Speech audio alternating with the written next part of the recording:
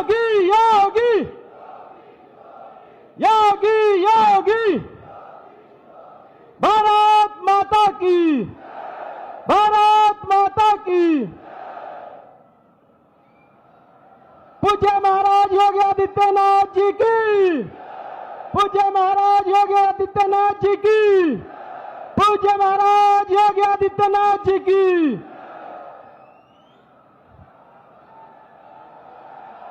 योगी योगी योगी। हमारे बीच में हमारे उत्तर प्रदेश के यशस्वी, तपस्वी, मनस्वी, जिनका मार्गदर्शन हमें प्राप्त होता रहता है, जिन्होंने अपनी कार्यशैली से इस उत्तर प्रदेश को सर्वोत्तम प्रदेश बनाने का काम किया है, जिन्होंने इस उत्तर प्रदेश में कानून व्यवस्था का राज स्थापित किया है, जिनकी इस कानून व्यवस्था को पूरे विश्व में लागू करने का काम दुनिया कर रही है, ऐसे हमारे यशस्वी, तपस्वी, मार्गदर्शक, हम सब के नेता हमारे बीच में उपस्थित है। मैं सभी से आग्रह करूंगा कि वे खड़े होकर करतल ध्वनि के साथ अपने नेता का जोश के साथ अभिनंदन, स्वागत, वंदन करें। योगी योगी योगी।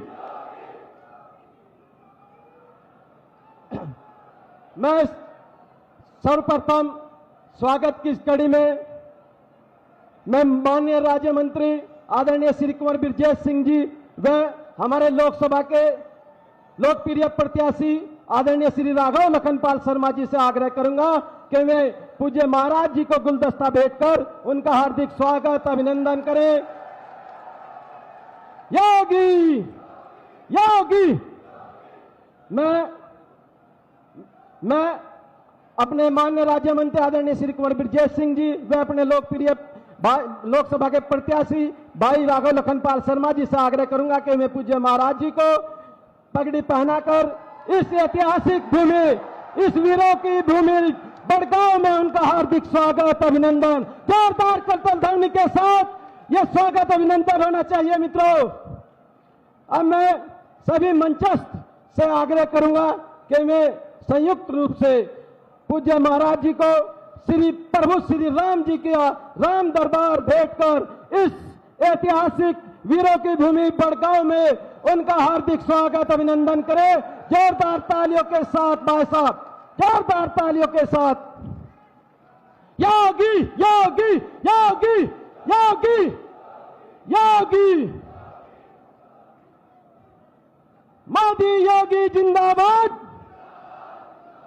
मोदी योगी जिंदाबाद, मोदी योगी जिंदाबाद।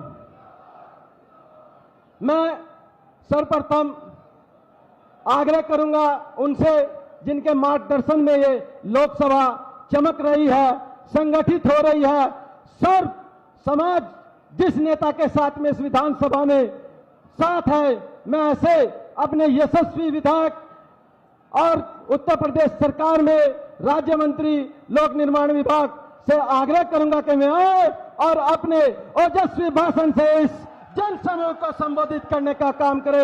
आदरणीय कुंवर बृजेश सिंह जी।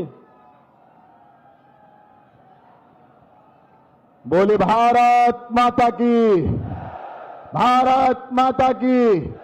योगी आदित्यनाथ जिंदाबाद, योगी आदित्यनाथ जिंदाबाद, मोदी योगी जिंदाबाद, मोदी योगी जिंदाबाद। आदिशक्ति मां दुर्गा के एक स्वरूप मां त्रिपुर बाला सुंदरी का प्रसिद्ध तीर्थ क्षेत्र मां कुष्मांडा का आज चतुर्थ नवरात्र। आज के इस ऐसे पवित्र दिन पर मेरी विधानसभा के इस ऐतिहासिक गांव बड़गांव के अंदर आयोजित आज की इस जनसभा में हम सब के लाडले दुलारे यशस्वी मनस्वी तपस्वी उत्तर प्रदेश के यशस्वी मुख्यमंत्री आदरणीय श्री योगी आदित्यनाथ जी का आप सबकी तरफ से हृदय से बहुत बहुत अभिनंदन और स्वागत करता हूं। मंच पर विराजमान हमारी लोकसभा के लोकप्रिय प्रत्याशी भाई राघव लखनपाल शर्मा जी, जिले के प्रभारी मंत्री योगेंद्र उपाध्याय जी, मेरे साथ सहयोगी राज्य मंत्री आदरणीय जसवंत सैनी जी, मंच पर विराजमान सभी सम्मानित ब्लॉक प्रमुखगण, सभी सम्मानित जिला पंचायत सदस्यगण, सभी सम्मानित पार्टी के वरिष्ठ नेतागण और भारतीय जनता पार्टी के ऐसे देव दुर्लभ कार्यकर्ता जिन्होंने इस तपती गर्मी में भी अपने लाडले मुख्यमंत्री के लिए ना धूप देखी ना ताप देखा और आप सब इतनी बड़ी संख्या में आज यहां पधारे, ऐसे आप सब की तरफ से एक बार उन्हें उनका हार्दिक अभिनंदन करता हूं। मित्रों, आप सब जानते हैं 4 जनवरी 2022 को इसी देवबंद विधानसभा की धरती पर आकर के मुख्यमंत्री जी ने एटीएस सेंटर का शिलान्यास किया था। और जब एटीएस सेंटर का शिलान्यास किया था तो महाराज जी ने आप सबको एक बात कही थी कि चिंता मत करना, अगर कोई जरा सी गड़बड़ी करेगा तो एटीएस सेंटर के कमांडो निकलेंगे और वहीं पर जाकर के इलाज करने का काम करेंगे। ये भूमि संत बाबा फकीरादास जी की भूमि है, संत बाबा नारायण दास जी की भूमि है, ये भूमि मानकेश्वर महादेव की है, ये भूमि राधा वल्लभ जी की है। और इन चारों स्थानों के लिए मुझे ये बताते हुए आप सबको खुशी है कि जब इन मंदिरों की, जिन हमारे इन तीर्थ स्थलों की कोई सरकार चिंता नहीं करती थी, जब हमारे मुख्यमंत्री जी आए, इन चारों स्थानों के लिए लगभग 20 करोड़ की राशि हमें दी। मैं आप सबकी तरफ से उनका हृदय से धन्यवाद करता हूं। जब मुझे आप सबको याद होगा 12 फरवरी 2022 इसी मैदान पर मुख्यमंत्री जी आए थे, आखिरी जनसभा थी, प्रचार खत्म होने में मात्र 40 मिनट बची थी और आप सबके इतने बड़े हुज्जूम के सामने महाराज जी आए थे और आप सबसे वादा लिया था कि क्या ब्रजेश को जिताओगे। आप सबने दोनों बाहें फैलाकर कहा था हम ब्रजेश सिंह को जिताएंगे। वो 12 फरवरी 2022 थी, आज 12 अप्रैल 2024 है। महाराज जी के सामने संकल्प लीजिए, हम सब लोग मिलकर के राघव जी को जिताएंगे। जोर से बोलिए, जिताएंगे, जिताएंगे। तो आज भी वही 12 तारीख है और आप सबको बताते हुए हर्ष हो रहा है। हालांकि मुझे लगता है कि जब उनके साथ सरसावा तक जाऊंगा तो महाराज जी कहेंगे कि अच्छा, एक बड़ा हिस्सा तो अपनी विधानसभा में ही खर्च कर दिया। आज इस विधानसभा के अंदर मुझे उन्होंने जो विभाग दिया, उस विभाग के कारण इस विधानसभा के अंदर जो मैं सड़कों का जाल बिछाने में कामयाब रहा हूं, मेरे मुख्यमंत्री ने पूरे प्रदेश के अंदर सड़कों का जाल बिछाकर प्रदेश को विकसित प्रदेश बना दिया है। ऐसे मेरे माननीय मुख्यमंत्री हैं। आप सब जानते हैं कि महाराज जी के 2017 में शपथ लेने के बाद प्रदेश के अंदर राम राज्य स्थापित हुआ है और राम राज्य का इससे बड़ा उदाहरण क्या हो सकता है कि 2014 में राघव जी के चुनाव में मोदी जी के लिए बोटी बोटी चाबने वाले का नारा देने वाले आज रामायण की चौपाई गा रहे हैं, रामायण की चौपाई गा रहे हैं। इसलिए मित्रों, आपके और महाराज जी के बीच में, क्योंकि आप सब उनको सुनने के लिए यहां पधारे हैं, उनको इतना प्यार करते हैं, इसलिए इतनी गर्मी में भी इतनी बड़ी संख्या में पधारे हैं। मैं बाधा न बनते हुए आप सबकी तरफ से एक बार पुनः उनका अभिनंदन और वंदन करते हुए अपनी वाणी को विराम देता हूं। बोलिए जय जय श्री राम, जय जय श्री राम। बहुत बहुत धन्यवाद, बहुत बहुत आभार। अब मैं बहुत बहुत धन्यवाद माननीय मंत्री जी। अब मैं इस लोकसभा के प्रत्याशी बड़े भाई आदरणीय श्री राघव लखनपाल शर्मा जी से आग्रह करूंगा कि वे आए और इस जन समूह से अपने वोट की अपील करें। आदरणीय राघव लखनपाल शर्मा जी।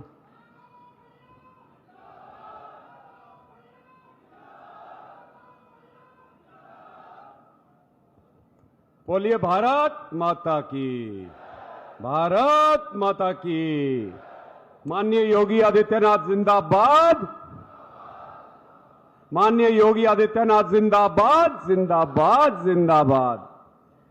आज कितना हर्ष का विषय है, हम सबके बीच में मां त्रिपुर बाला सुंदरी माता बाबा फकीरा दास जी, बाबा नारायण दास जी की इस पावन पवित्र भूमि पर बड़गांव क्षेत्र में, जहां साक्षात वीर शिरोमणि महाराणा प्रताप जी के आशीर्वाद की इस भूमि पर हमारे प्रदेश के सम्मानित यशस्वी मुख्यमंत्री, हमारे देश के गौरव, जिन्हें पूरा राष्ट्र प्रेम करता है, न केवल उत्तर प्रदेश अपितु पूरा राष्ट्र प्रेम करता है, ऐसे आदरणीय योगी आदित्यनाथ जी पधारे हैं। कृतल ध्वनि से माननीय योगी जी का स्वागत करें। मंच पर उपस्थित इस क्षेत्र से विधायक, राज्य सरकार में मंत्री, मेरे प्रिय भाई, और जो इस चुनाव में हर मिनट साथ देकर आगे बढ़कर कार्य कर रहे हैं, ऐसे कुंवर ब्रजेश सिंह जी, मंच पर उपस्थित आदरणीय मंत्री श्रीमान योगेंद्र उपाध्याय जी, और हमारे संगठन के, पार्टी के और सरकार के सभी सम्मानित बंधुओं बहनों, यहां उपस्थित मेरे आदर सत्कार के योग्य मेरे बुजुर्गों, मातृशक्ति, आप सबको मैं प्रणाम करता हूं और शीश झुकाकर जय श्री राम बोलता हूं। आज मैं यहां यदि खड़ा हूं भारतीय जनता पार्टी के प्रत्याशी के रूप में, तो ये आशीर्वाद माननीय योगी जी महाराज का दिया हुआ आशीर्वाद है।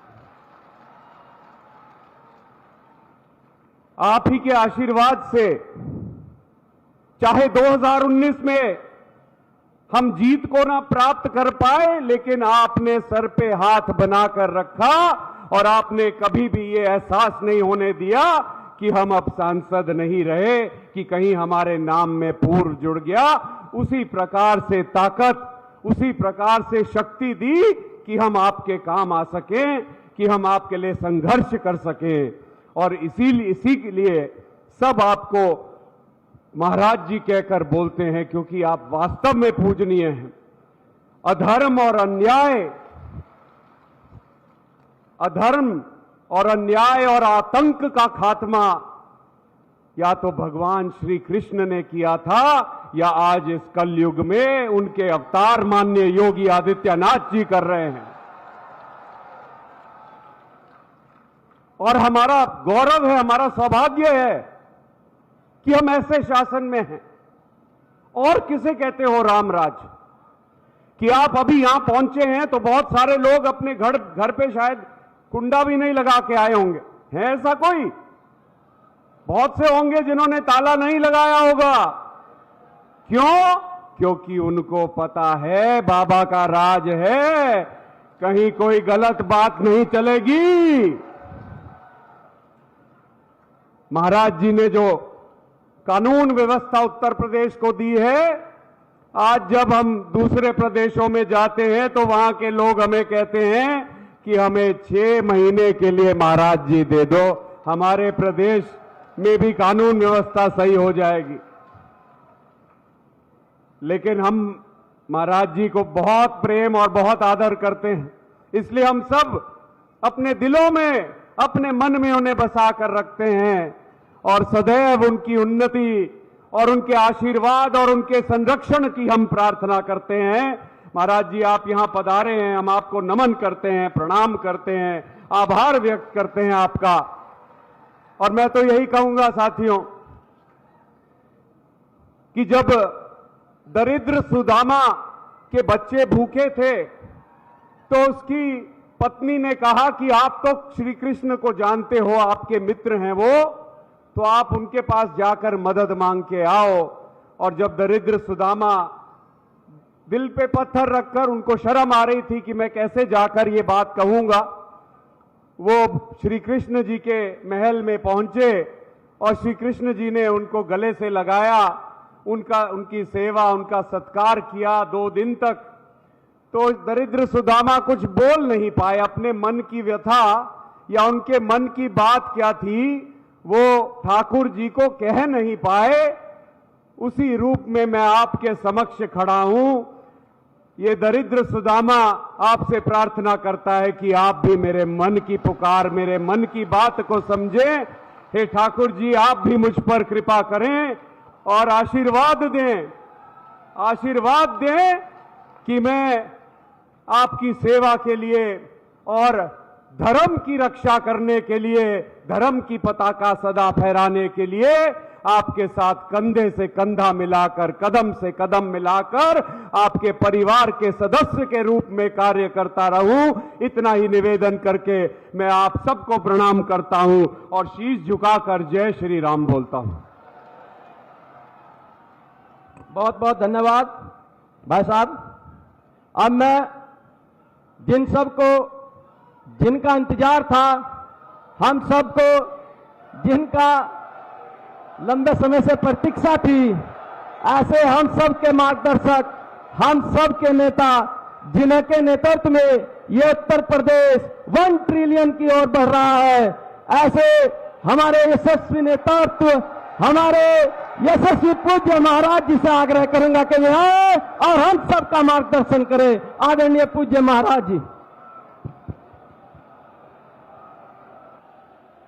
भारत माता की, भारत माता की, भारत माता की। वंदे वंदे वंदे। मां शाकंभरी की, माता शाकंभरी देवी की, माता बाला सुंदरी की, माता बाला सुंदरी की। मंच पर उपस्थित उत्तर प्रदेश सरकार में कैबिनेट के मेरे वरिष्ठ सहयोगी, जनपद के प्रभारी मंत्री श्री योगेंद्र उपाध्याय जी, प्रदेश सरकार में ही मंत्रिमंडल के मेरे सहयोगी, लोकप्रिय विधायक श्री ब्रजेश सिंह जी, प्रदेश सरकार के ही मेरे मंत्रिमंडल के सहयोगी श्री जसवंत सैनी जी, भारतीय जनता पार्टी के लोकसभा सहारनपुर क्षेत्र के प्रत्याशी श्री राघव लखनपाल शर्मा जी, क्षेत्रीय उपाध्यक्ष हरेंद्र जाटव जी, क्षेत्रीय अध्यक्ष युवा मोर्चा सुखविंदर सिंह सोम जी, जिला प्रभारी डीके शर्मा जी, आज के इस कार्यक्रम में उपस्थित चेयरमैन नगरपालिका देवबंद विपिन गर्ग जी, चौधरी राजपाल जी, ब्लॉक प्रमुख गण विजय त्यागी जी, श्रीमती चांदनी राणा जी, प्रणव चौधरी जी, विजय राणा जी, अरविंद राणा जी, विनोद कुमार जी, मंच पर उपस्थित भारतीय जनता पार्टी के सभी पदाधिकारीगण और भारी संख्या में देवबंद, रामपुर, मनिहारन और गंगो विधानसभा क्षेत्र से जुड़े हुए सभी मेरे उपस्थित बहनों और भाइयों, आज चैत्र नवरात्रि की चतुर्थ तिथि के साथ ही भारत के स्वाभिमान और सम्मान को अपने बाहुबल के माध्यम से, अपने पौरुष और पुरुषार्थ और शौर्य के माध्यम से दुनिया के सामने रखने वाले महाप्रतापी महाराणा सांगा की पावन जयंती है। महाराणा सांगा की इस पावन जयंती पर उन्हीं के सुपुत्र, भारत के अंदर स्वदेश और स्वाभिमान के प्रतीक, स्वधर्म और स्वदेश के प्रति उदग्र भावना क्या होनी चाहिए, इस असीम भावना के प्रतीक महाराणा प्रताप की मूर्ति पर मुझे अभी पुष्पांजलि करने का अवसर प्राप्त हुआ है। बहनों और भाइयों, माता बाला सुंदरी, मां शाकंभरी और मां यमुना की पावन गोद में बसा हुआ सहारनपुर जनपद की इस वीर भूमि को, इस उर्वरा भूमि को कोटि कोटि नमन करते हुए मैं आप सबका हृदय से अभिनंदन करता हूं। महाराणा सांगा की जयंती पर भारत माता के इस महान वीर योद्धा को नमन करते हुए आप सबको मैं कोटि कोटि बधाई भी देता हूं। बहनों और भाइयों, जब महाराणा प्रताप की बात होती है, महाराणा सांगा की बात होती है, तो स्वदेश और स्वाभिमान याद आने लगता है। महाराणा प्रताप,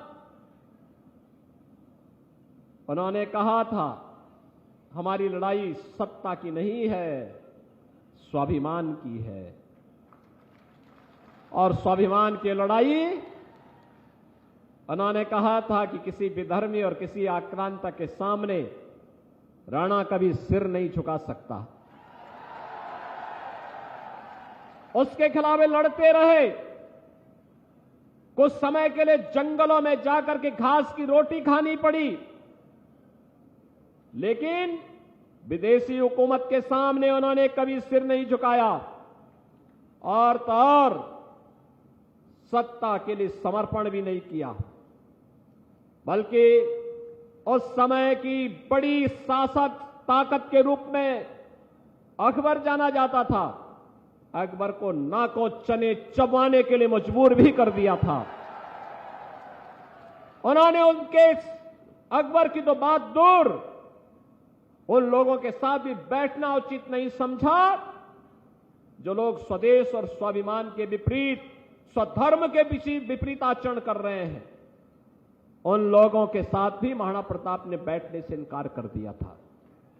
और बहनों और भाइयों, यही कारण है सैकड़ों वर्षों के बाद भी आज अगर ये देश महाराणा प्रताप को बड़े गर्व के साथ याद करता है, इसीलिए याद करता है, इसीलिए स्मरण करता है क्योंकि महाराणा प्रताप का त्याग और बलिदान देश के लिए था, धर्म के लिए था, सत्ता के लिए नहीं था। यह देश और धर्म के लिए जो भी समर्पण करेगा, यह समाज उसके प्रति ऐसे ही कृतज्ञता ज्ञापित करेगा जैसे आज महाराणा सांगा के प्रति कर रहा है, महाराणा प्रताप के प्रति कर रहा है। बहनों और भाइयों, हम सब ने स्वतंत्र भारत में अनेक सरकारें देखी। ये 18वीं सरकार का हम चुनाव करने जा रहे हैं, 18वीं संसद के माध्यम से। और 18वीं लोकसभा का चुनाव है 24 में, 2024 का जो लोकसभा का चुनाव चल रहा है। इससे पहले जो भी सरकारें आई, मोदी जी के पहले कोई भी सरकारें आई, सबने अपने अनुसार काम किया होगा, ठीक बात है। लेकिन मैं पूछना चाहता हूं,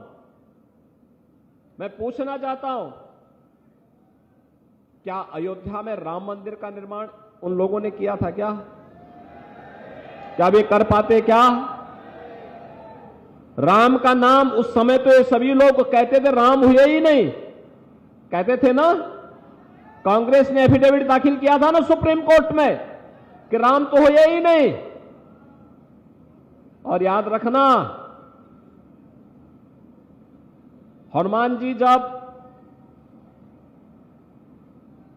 संजीवनी बूटी ढूंढने के लिए गए थे तो काल ने भी राम नाम का जप कर रहा था। एक काल ने भी आएंगे, राम नाम का जप करेंगे। बिकने वाले लोग भी बिकने की कतार में खड़े होंगे, लेकिन सच्चा राष्ट्रभक्त उसके साथ होगा। जो राम को लाए हैं हम उसको लाएंगे। सहमत है ना? सहमत है ना? बहनों और भाइयों, यह चुनाव भी दो ध्रुवीकरण में बहुत स्पष्ट है। एक तरफ जातिवाद के लोग हैं, दूसरी तरफ राष्ट्रवाद के लोग हैं। एक तरफ सामाजिक ताने बाने को छिन्न भिन्न करने वाले तुष्टीकरण की नीति पर चलने वाले लोग हैं, दूसरी तरफ भारत माता का स्वाभिमान और सम्मान ऊंचा रहे, तेरा वैभव अमर रहे मां, हम दिन चार रहे न रहे के भाव के साथ एक भारत श्रेष्ठ भारत के भाव से ओतप्रोत भारतीय जनता पार्टी मोदी जी के नेतृत्व में है। एक तरफ अपने परिवार तक सीमित रहने वाले लोग हैं, मैं, मेरा परिवार, मेरी जाति, और जब सत्ता बनती है तो सत्ता को माफिया के हवाले गिरवी करके सामान्य नागरिक को रौंदने के लिए छोड़ दिया जाता है। बेटी और व्यापारी की सुरक्षा को खतरे में डाल दी जाती है। गौ तस्करों को सरेआम आस्था के साथ खिलवाड़ करने की छूट दे दी जाती है। और दूसरी तरफ आपने पिछले 10 वर्ष में देश के अंदर और पिछले 7 वर्ष में उत्तर प्रदेश के अंदर की सरकार को भी देखा है। आपने देखा है सरकार कैसे चलती है, बिना झुके, बिना रुके, बिना डिगे। आज तो यूपी में लोग दंगा करना भी भूल गए हैं। देखा ना आपने, दंगा कैसे होता भूल गए, पत्थरबाजी भी भूल गए। छोटी छोटी बात को लेकर पत्थरबाजी होने लगती थी।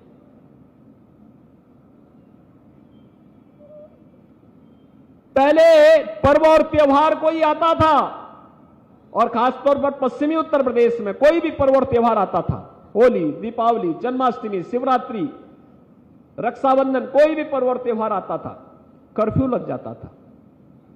प्रशासन भी उनका साथ देता था।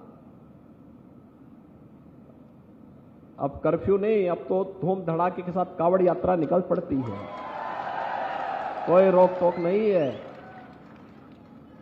पहले जहां से चिल्लाहट होकर के लोग खतरे में होए की आवाज लगा करके उपद्रव करते थे, वे सब माइक ही हमने उतार दिए। न रहेगा बांस, न बजेगी बांसुरी। सारा विवाद ही समाप्त कर दिया गया। बहनों और भाइयों, हम लोग इसीलिए कहने, आप फर्क महसूस करिए। ये जो कालनेमी के नाम पर आएंगे ना, विश्वास मत करिए, विश्वास मत करिए, कभी विश्वास मत करिए। क्योंकि जिन लोगों ने स्वाभिमान और सम्मान को ही रौंदने का काम किया है, वे कभी आपके सम्मान को नहीं बढ़ा सकते, कभी राष्ट्रीय स्वाभिमान को आगे नहीं बढ़ा सकते। और मैं इस बात को कह सकता हूं, हमारा व्यक्तिगत सम्मान राष्ट्रीय सम्मान के सामने तुच्छ है। हमारा व्यक्तिगत स्वाभिमान राष्ट्रीय स्वाभिमान के सामने तुच्छ है। हमारा राष्ट्र आगे बढ़ेगा, हम सब उसके पीछे आगे बढ़ जाएंगे। हमारा देश, हमारा धर्म, यही हमारा राष्ट्र धर्म है। ये अगर सुरक्षित रहेगा तो हम भी सुरक्षित रह जाएंगे। लेकिन अगर किसी को गलतफहमी होगी कि हम राष्ट्र को खतरे में डाल करके, धर्म को खतरे में डाल करके सुरक्षित हो जाएंगे, नहीं वो सुरक्षित रह पाएगा। और इसीलिए मैं आपसे कहने के लिए आया हूं, ये लोग जाति के नाम पर आज लड़ाने बढ़ाने का काम कर रहे हैं। रामायण की चौपाई के माध्यम से बहकाने का काम कर रहे हैं। ये तो फिर से त्रेता युग की याद करा रहे हैं, जैसे काल ने भी चुपचाप गुमराह करने का प्रयास कर रहा था। अरे आप तो बजरंगी हैं, पहचानिए इन लोगों को।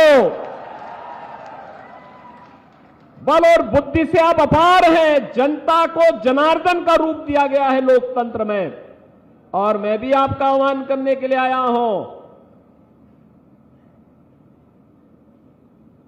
कि आपको लोकतंत्र ने इतनी ताकत दी है। जैसे हनुमान चालीसा में हम पढ़ते हैं ना, बल बुद्धि विद्या देहु मोहि हरहु क्लेश विकार। ये जातिवाद का क्लेश हर डालिए, ये क्षेत्रवाद का क्लेश हर डालिए, ये संप्रदायवाद और तुष्टीकरण के क्लेश को हर डालिए, और अपना जनार्दन स्वरूप दिखा करके वही बोलिए जो राम को लाए हैं, जो कश्मीर में धारा 370 को समाप्त किए हैं, हम उनको लाएंगे। जिन्होंने 3 तलाक को प्रथा को समाप्त किया है, हम उनको लाएंगे। बहनों और भाइयों, यह कार्य हमें करना होगा, और इसके लिए यही है हमारा भारतीय समाज। कृतज्ञता ज्ञापित करना ही हमारा वास्तविक दायित्व है। मोदी जी के नेतृत्व में कार्य हुआ है, तो यह अवसर होता है हम भी कृतज्ञता ज्ञापित करेंगे, मोदी जी को समर्थन करेंगे। और आखिर 70 वर्षों तक सबको शासन करने का अवसर प्राप्त हुआ। 60 वर्ष तक कांग्रेस ने देश के अंदर शासन किया, सपा बसपा सबने शासन किया। सहारनपुर को दिया क्या? सहारनपुर शामली दिल्ली हाईवे रोक दिया गया था। और रोक क्यों दिया गया था? क्योंकि उस समय जो सरकार थी, उस सरकार का जो कॉन्ट्रैक्टर था, वह कॉन्ट्रैक्टर कमीशन नहीं दे पा रहा था, इसलिए इस कार्य को ही रोक दिया गया। आज तो आपका हाईवे बन गया ना, और बना ही नहीं, अभी इस साल के अंत तक सहारनपुर से दिल्ली की दूरी मात्र 2 घंटे में पूरी होने वाली है। 2 घंटे में। कौन दे रहा है ये विकास का कार्य?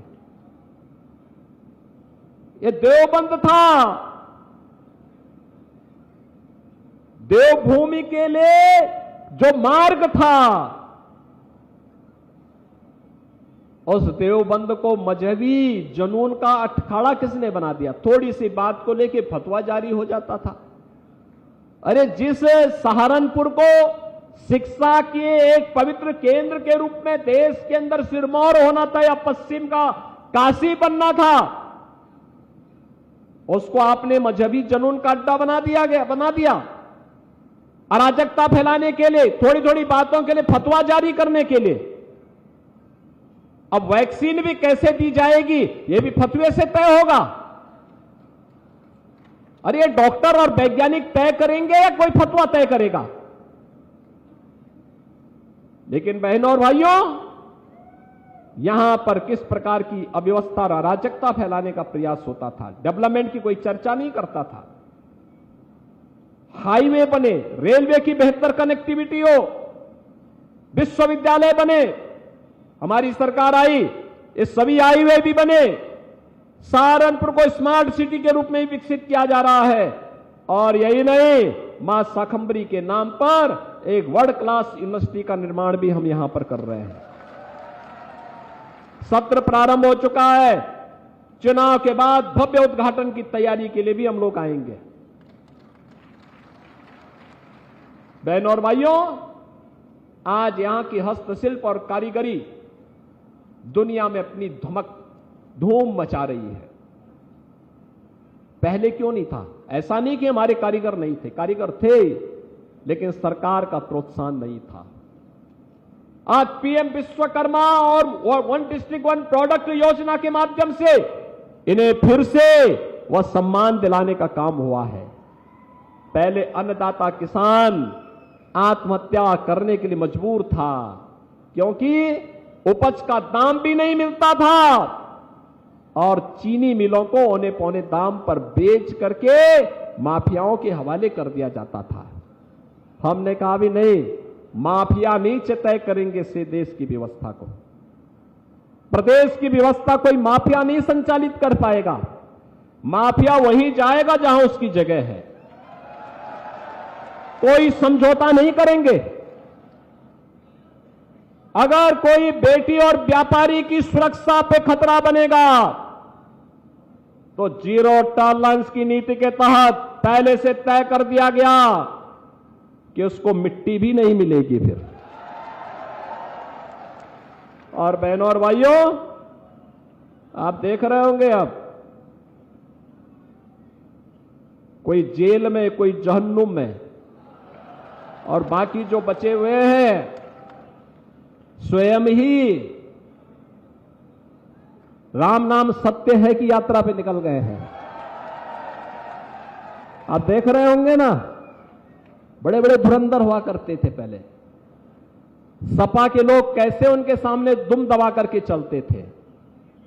कांग्रेस के लोग कैसे नतमस्तक हुआ करते थे। जब वे चलते थे तो मुख्यमंत्रियों के काफिले रुक जाया करते थे, मंत्रियों के काफिले रुक जाया करते थे। और सरकार बदली, हमने कहा एक काफिले कोफिले बंद होने चाहिए भाई, होटल होटल सब बंद कराओ अब। और फिर उनकी गर्मी को शांत कर दिया गया, एक ही बार में हो गया ना गर्मी शांत। तो जिनकी गर्मी शांत हो चुकी है उनको ये जातिवादी संगठन फिर से पैदा करने का प्रयास कर रहे हैं। पैदा होने देंगे क्या उनको? मत पैदा होने दो। ये रक्त बीज है। रक्त बीज जैसे पैदा होंगे फिर से गरीबों को प्रताड़ित करेंगे, सामान्य नागरिकों का जीना हराम करेंगे, बेटी और व्यापारी की सुरक्षा के सामने खतरा पैदा करेंगे।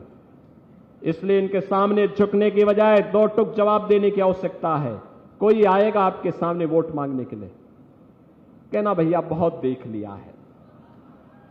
ईश्वर ने कई हर व्यक्ति तो मेहनत करता है, अपनी मेहनत का खाता है। कहिए भैया देखो सब तो ईश्वर की कृपा से मेहनत कर रहे हैं, हम खुश रहें, ईश्वर ये सब हमें दे दे रहा है। अब जो एक इच्छा होती है हर व्यक्ति के जीवन में, क्या इच्छा होती है कि भाई एक बार राम के नाम पर कुछ हो जाए। और बहनों और भाइयों बोल दीजिए उसको कि भाई देखो हमारी जो इच्छा थी, जो काम 500 वर्षों में हमारे पूर्वजों के सामने नहीं हो पाया, 500 वर्ष की पीढ़ियां जिस कार्य को देखने के लिए तरसती रही, हमने उस कार्य को अपनी आंखों से देखा है। इसलिए हमारी पीढ़ी सौभाग्यशाली है। और उसको एक ही जवाब दीजिए और कहिए कि जो राम को लाए हैं हम उनको लाएंगे। एक ही जवाब है, सारे प्रश्नों का एक ही जवाब है। जातिवाद का, भ्रष्टाचार का, अराजकता का, गुंडागिर्दी का, विकास का, सबका एक ही जवाब है। कहिए भैया सब कुछ हो रहा है, हुआ है, लेकिन इस सब के बावजूद अपने पूर्वजों के प्रति कृतज्ञता ज्ञापित करने के लिए हम तो वही करेंगे जो अयोध्या में रामलला को विराजमान करा दिए। बहनों और भाइयों, उसका पुण्य भी आपको प्राप्त होगा। मैं जानता हूं आपने सबने अयोध्या में राम मंदिर के लिए भी अपना योगदान दिया है, भरपूर योगदान दिया है। उसी के कारण अयोध्या में भगवान राम का भव्य मंदिर बन रहा है। कितने लोग अयोध्या गए हैं? बाकी लोग जाइए। ब्रजेश को मैं बोलूंगा कि एक बार चुनाव के बाद एक ट्रेन पूरी बुक करवा करके लेके जाओ, सबका दर्शन करा के लाओ वहां पर। अब आप अयोध्या जाएंगे ना, आपको लगेगा कि राम की अयोध्या त्रेता युग का याद स्मरण हो जाएगा आपको। ऐसे ही सड़क बना दी है अयोध्या के अंदर जैसे दिल्ली से सहारनपुर के बीच में ग्रीनफील्ड एक्सप्रेसवे बन रही है, एकदम बना दी है। ऐसा लगता है जैसे स्वर्ग उतर आया हो अयोध्या में। और फिर होगी भी क्यों नहीं भाई, हमारे रामलला की जो भूमि है, क्यों नहीं करेंगे वहां के लिए। पहले राम का नाम लेने में संकोच होता था लोगों को, और आज तो हम मां शाकंभरी के धाम को भी और ये ब्रजेश सिंह तो अपने यहां पे बाला सुंदरी जी के धाम को भी सुंदरीकरण के कार्य के साथ जोड़ चुके हैं। मैं भी आया चौराहे पर, महाराणा प्रताप की भव्य प्रतिमा लगी है, अश्वारोही प्रतिमा लगी है। 20 वर्ष से लगाने नहीं दे रहे थे कांग्रेस, सपा, बसपा के लोग 20 वर्ष से उस प्रतिमा को नहीं लगाने दे रहे थे। आज देखो क्या भव्य प्रतिमा है। अब बताओ, राष्ट्रीय महापुरुषों के भी प्रतिमाओं को नहीं रखने देंगे, उसमें भी इन लोगों को बाधा आती है। और इसीलिए तो हम कहते हैं, जो लोग समाज का लूटते थे, अपना घर भरते थे, उन माफियाओं की संपत्ति को इसीलिए जब्त करके हम गरीबों का मकान बना रहे हैं। एक बहुत बड़ा माफिया था, बहुत बड़ा माफिया था यूपी का एक। उस माफिया के द्वारा प्रयागराज में बड़ी संपत्ति अर्जित की गई, बड़ी संपत्ति अर्जित की गई। कब्जा करके हमने संपत्ति खाली करवाई और गरीबों के लोगों ने कहा, साहब ये क्या कर रहे हैं आप? मैंने कहा क्या मतलब, जो मेरा मुझे करना है वही करना हो, गरीबों के आवास बनेंगे जिस पे। और बहनों भाइयों, गया वहां पे, मकान बनाए गए, हाई राइज बिल्डिंग बनाई गई, और फिर अपने हाथों से गरीबों को आवास की चाबी मैंने सौंपी वहां पे। और मैं फिर कह रहा हूं, याद रखना, माफिया ने अनैतिक और अवैध तरीके से जितनी संपत्तियां अर्जित की होंगी, जीरो टॉलरेंस की नीति के तहत उन सभी संपत्तियों को हम फिर से कब्जे में ले चुके हैं या लेने वाले हैं, और फिर गरीबों के मकान उसमें आने वाले समय में बनने ही बनने हैं, और गरीबों को फिर मकान सौंपे जाने हैं उसमें। और इसीलिए बहनों भाइयों, मैं आया हूं, अकूत संभावना वाला जो सहारनपुर था, हस्तशिल्प और कारीगर के लिए, अपनी उपजाऊ कृषि के लिए, यहां के नौजवानों के, हुनरमंद नौजवानों के लिए, यहां के व्यवसायी और उद्यमियों के लिए। और सहारनपुर को पिछली सरकारों ने क्या बना दिया था? आज सहारनपुर स्मार्ट सिटी बन रहा है, आज सहारनपुर में अपनी व्यवस्था है, आज सहारनपुर अपनी एक नई पहचान के साथ, नई धमक के साथ आगे बढ़ रहा है। और मुझे लगता है, मैं आपसे बोल रहा हूं, मैं एक मुख्यमंत्री ऐसा हूं जो सहारनपुर में 7 वर्ष में इतनी बार आ गया है जितना 60 वर्ष में सभी मुख्यमंत्री मिलकर के नहीं आए होंगे। आ गया ना मैं इतनी बार, मैं तो बार बार आता हूं, सहारनपुर आता हूं, हर जिले में जाता हूं जी, कोई उसमें रोक टोक नहीं है, बेझिझक जाता हूं, समस्याओं को जमीन से देखता हूं, जनप्रतिनिधियों के साथ मिलकर उसका समाधान का रास्ता निकालता हूं। आज आप देख रहे होंगे, कोई समस्या आपको लगती होगी ये समस्या है, अगले दिन समाधान। और मोदी जी ने 10 वर्ष में तो यही किया। कोई सोचता था, पहले लोग भूख से मरते थे 14 के पहले, 14 के बाद आपने देखा होगा कैसा परिवर्तन आया। 14 के बाद आप देख रहे होंगे 80 करोड़ लोगों को फ्री में राशन की सुविधा का सौगात मोदी जी के द्वारा। 60 करोड़ गरीबों को आयुष्मान भारत में 5 लाख रुपए की स्वास्थ्य बीमा का कवर। और जो लोग बचे हैं जिनको नहीं मिल पाता है, हमारे विधायकगण जो भी प्रस्ताव लेकर के आते हैं कि गरीब बीमार है, इसको पैसे की आवश्यकता है, मैं तत्काल उस गरीब के खाते में पैसा भिजवा देता हूं। 50 करोड़ गरीबों के जनधन अकाउंट। कांग्रेस के लोग तो सब भ्रष्टाचार कर लेते थे,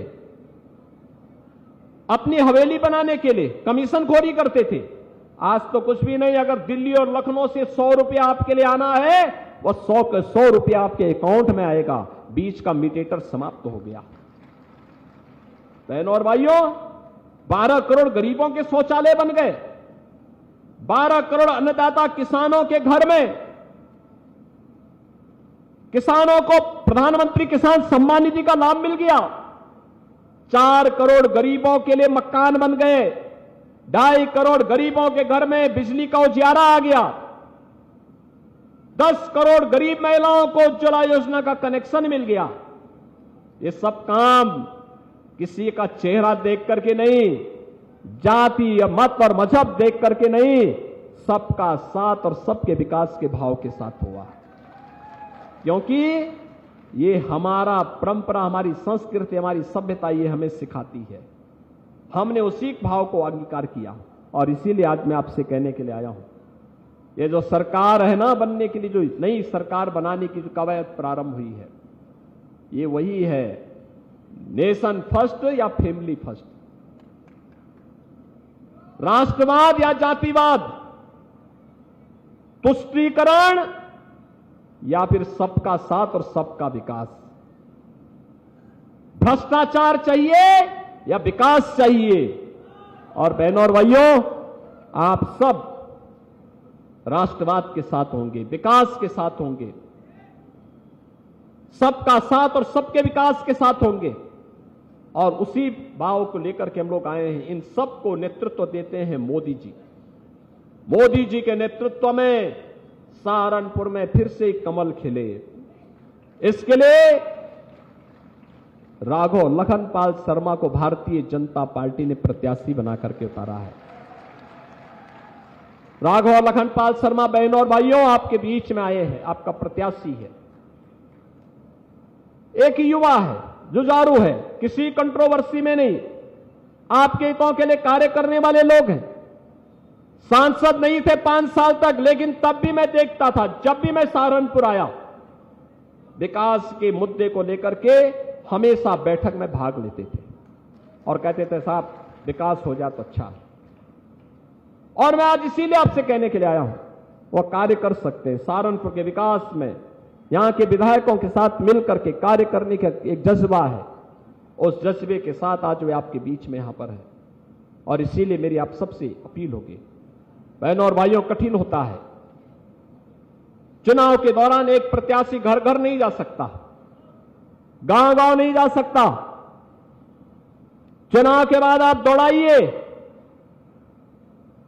लेकिन चुनाव तक आप सबको मोदी जी के प्रतिनिधि के रूप में राघव लखनपाल शर्मा बन करके स्वयं घर घर जाना पड़ेगा। जाएंगे? सभी लोग जाएंगे? सभी लोग सहमत है ना?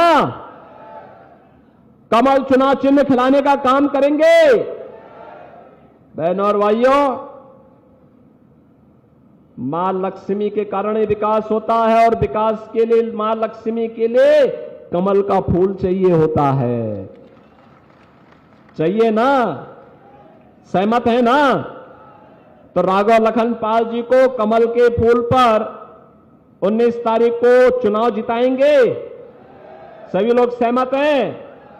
लेकिन ये तभी संभव होगा जब आप अपने अपने बूथ को संभालेंगे और पहले 3 घंटे में 50% से अधिक मतदान करा देंगे। सहमत हैं?